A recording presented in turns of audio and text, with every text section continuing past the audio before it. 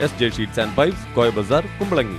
9061 302 555 9061 373 555. ഞങ്ങളുടെ സഹോദര സ്ഥാപനം ഇപ്പോൾ ചേർത്തല ചെങ്ങണ്ടയിലും.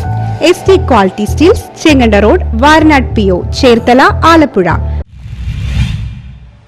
മരട് നഗരസഭയിൽ ഹരിത ടൗൺ പ്രഖ്യാപനം നടത്തി ട്വിൻ പിന്നുകൾ സ്ഥാപിച്ചു. മാലിന്യമുക്ത നവകേരളം ജനകീയ ക്യാമ്പയിൻ പ്രവർത്തനങ്ങളുടെ ഭാഗമായി നഗരസഭയിലെ INTUC ജംഗ്ഷൻ, കുണ്ടന്നൂർ ജംഗ്ഷൻ, കൊട്ടാരം ജംഗ്ഷൻ എന്നീ ഭാഗങ്ങളെ ഹരിത ടൗണായി പ്രഖ്യാപനം നടത്തി. ഈ സ്ഥലങ്ങളിൽ പേപ്പർ മാലിന്യം, പ്ലാസ്റ്റിക് മാലിന്യം എന്നിവ വേർതിരിച്ച് നിക്ഷേപിക്കുന്നതിനായി ട്വിൻ ബിന്നുകളും സ്ഥാപിച്ചു. വരും ദിവസങ്ങളിൽ മറ്റ് പ്രധാനപ്പെട്ട 50 ഇടങ്ങളിലും ബിന്നുകൾ സ്ഥാപിക്കും. നഗരസഭാ കാര്യാലയത്തിൽ വെച്ച് നടന്ന ചടങ്ങിൽ കെ ബാബു MLA ഹരിത ടൗണുകളുടെ പ്രഖ്യാപനം നടത്തി. നാടിന്റെ പുരോഗതിയെയും വളരെ പ്രതികൂലമായി ബാധിക്കുന്ന മാലിന്യം ശാസ്ത്രീയമായി സംസ്കരിക്കാൻ ഓരോ പ്രദേശത്തെയും സാഹചര്യങ്ങൾക്കനുസരിച്ച് നഗരസഭകളും പഞ്ചായത്തുകളും മുന്നോട്ട് വരേണ്ടതായിട്ടുണ്ട്.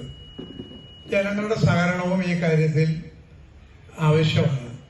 നഗരസഭ മാത്രം വിചാരിച്ചാൽ, പഞ്ചായത്ത് വിചാരിച്ചാൽ മാത്രം മാലിന്യങ്ങൾ പൂർണ്ണമായും നിർമ്മാർജ്ജനം ചെയ്യാൻ സാധിക്കില്ല.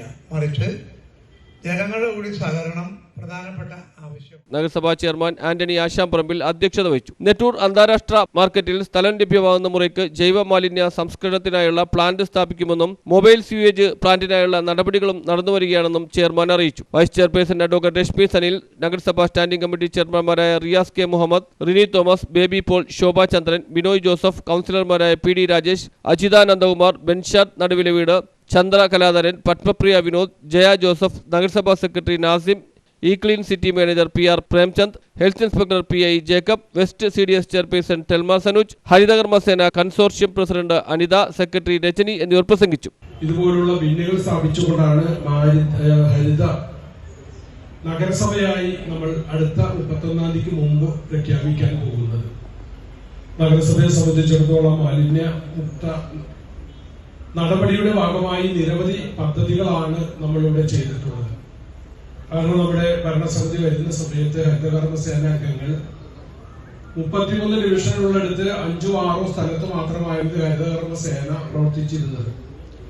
ഇന്നത് മുഴുവൻ സ്ഥലങ്ങളിലും പ്രവർത്തിച്ചുകൊണ്ട് പ്ലാസ്റ്റിക് മാത്രം എടുത്തിരുന്ന ഈ പറയുന്ന ഹരിതകർമ്മ സേന ഇന്ന് ജൈവ മാലിന്യങ്ങൾ ഒഴികെ മുഴുവൻ മാലിന്യങ്ങളും ശേഖരിക്കുന്ന രീതിയിലേക്ക് നമുക്ക് അവരെ വളർത്താൻ സാധിക്കും. News bureau, Maradu.